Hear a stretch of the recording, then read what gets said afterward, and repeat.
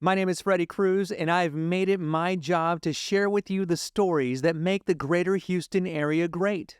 One of those stories is that of General Doug Owens. After more than 33 years in the United States Air Force, General Owens continued and continues to serve by working in the nonprofit sector. In 2016, he became the CEO of the Lone Star Flight Museum. During this episode, we discuss his transition to life after the Air Force, his advice for people about to embark on a major career change, and what first-time visitors can expect when they visit the Lone Star Flight Museum.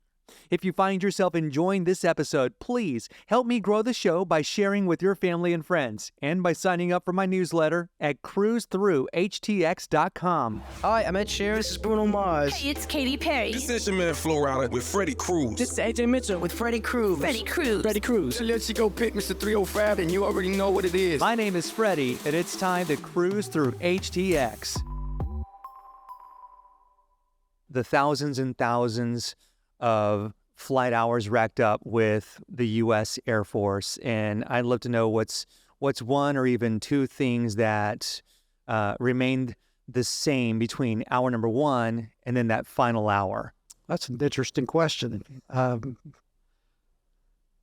first flight in an airplane is just breathtaking.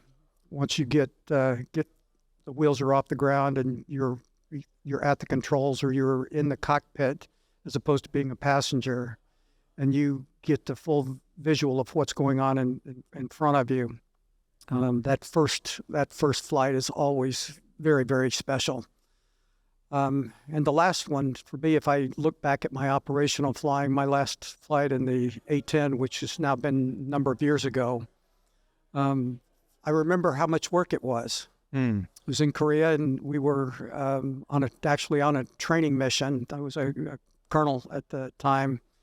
And I just remember we had briefed up, the mission that we had briefed was to employ the weapons. So we were going to shoot the 30 millimeter and drop bombs, but it was mostly about shooting the gun. And the weather was bad, and I remember how much work it was to be able to do that. And flying in a tactical environment is always a great deal of work. You are always on point, especially in a single-seat fighter, because you are... you're doing everything from flying to navigating to employing the weapons, all of that. And it is flying that kind of mission is always stressful. But after flying the A-10 and flying other aircraft as a senior officer, I was able to fly a number of other airplanes and other fighters. Got to fly B-2 at one point, and F-15, F-16, F-15E. Those are all terrific airplanes. And but I had somebody with me. I was flying with an instructor with me. And it's a little bit different of a mindset, but no less important to pay attention to what it is that you're doing. So it's a lot of fun. I don't come from the military world. I did not serve, so forgive some of the questions that might seem very elementary. So B-2, that's the B-2 Stealth bomber. Wow. Yeah. So that's like one of those things where if you sneeze and you accidentally bump something, things turn really bad? Or is it like the system is more in place than that? It's not quite like that. Okay. The aircraft that are flown today, they're sophisticated aircraft. They are, and there's a lot of technology that goes into them. There's like a lot of fail-safes. There's a lot of fail-safes that go into them, and while human mistakes certainly are things that can be ever present, the training and diligence that goes into flying these things and being ready to fly them, that's the difference between doing well and not doing well. Yeah. So it's a lot of fun. Flying is terrific. At what point in your childhood did you realize that you wanted to be a pilot and do this? From the time that I was knee-high to a grasshopper, I wanted to fly. By the time I was 10, I knew I wanted to go to the Air Force Academy. Yeah. And everything I did from then on, that was always something I wanted to do, and which is odd because my dad was in the Army. He was he did his business on the ground, and the sky always drew me, and that's where I set my sights through junior and senior high school to be able to do that through the Air Force Academy, which I was able to do. I had a very blessed career in all of this, and was able to serve all over the world and get to do some really neat things and meet really terrific people that all have common interests with us.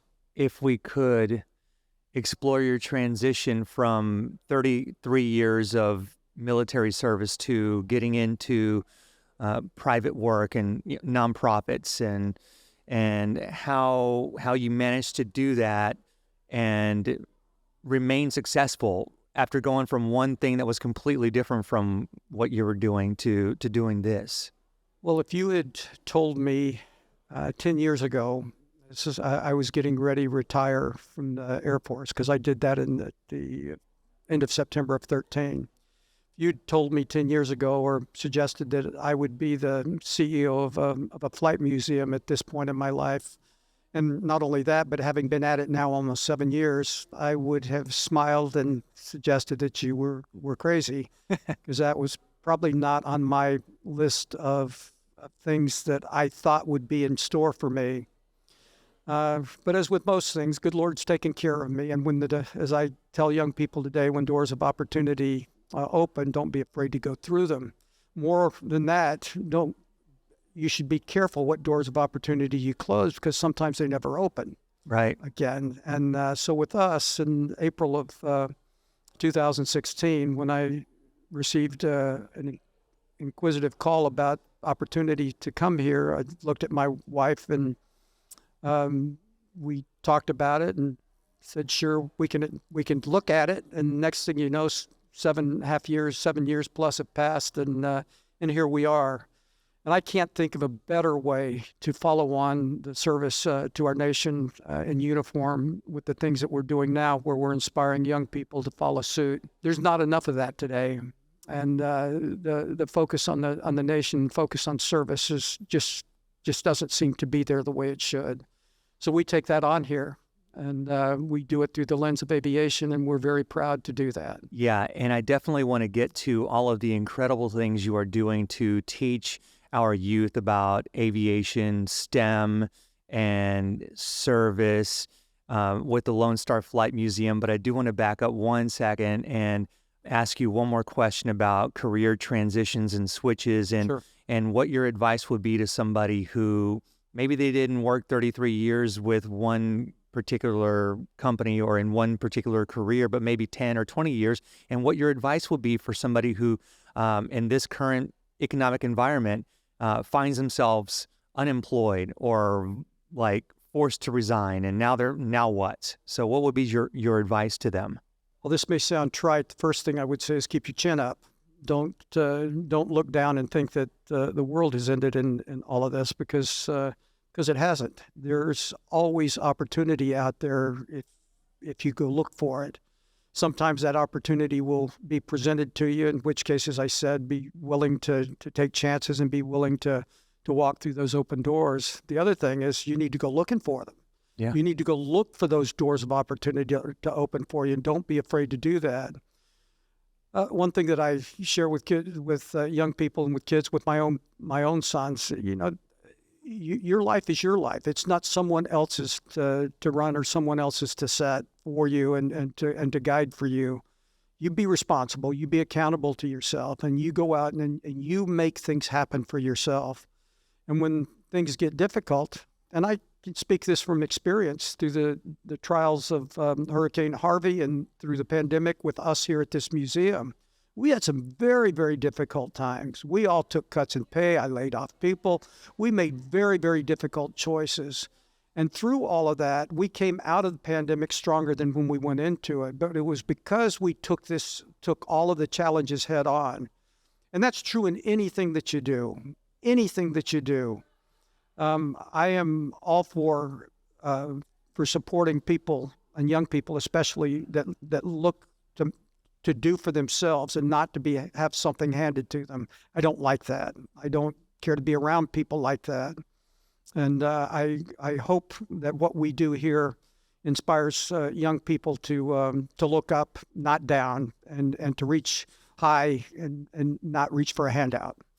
Absolutely. And you get that vibe when you walk through these doors of just what it means to surround yourself with greatness. And I think a lot of that has to do with your surroundings and what kind of energy you put into your life and what you attract. Sure. I think you're attracting more than, I think we, collectively speaking, attract so much more than we think we do. Sure. And when you walk into a building like this, you are quite literally surrounded by greatness. At the time of this recording, I am thankful to have been invited to the Texas Aviation Hall of Fame induction ceremony. You've got a Hall of Fame right here in the building.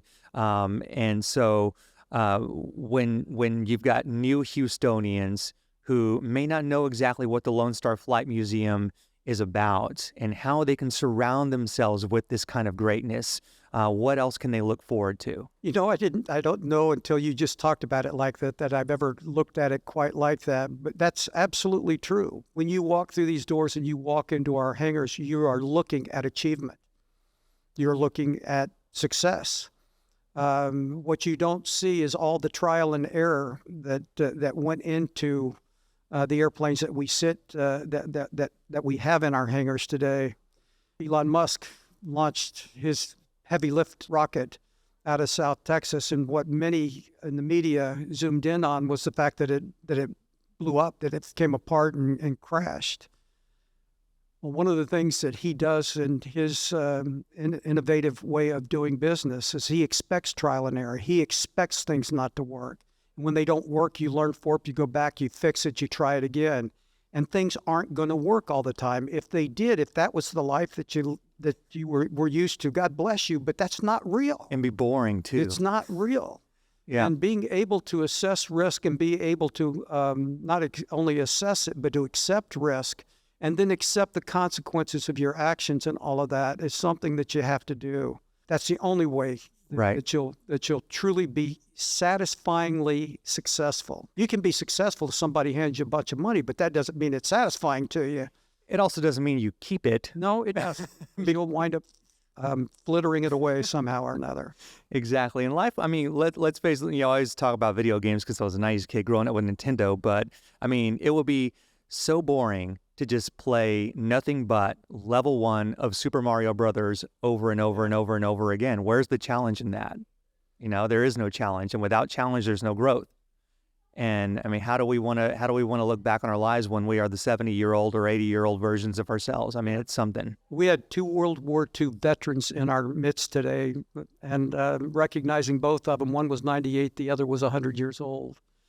And being able to look at them and look at their successes. One of them was a former chairman of Shell Oil, and be able to have them in our midst and recognize them for being the giant shoulders we all stand on was really something special to us. General Owens, thank you so much for coming by the podcast. The website, you want to find out more about the Lone Star Flight Museum, it is lonestarflight.org. Thank you so much, sir. You bet, Fred. Thanks. Always good to see you.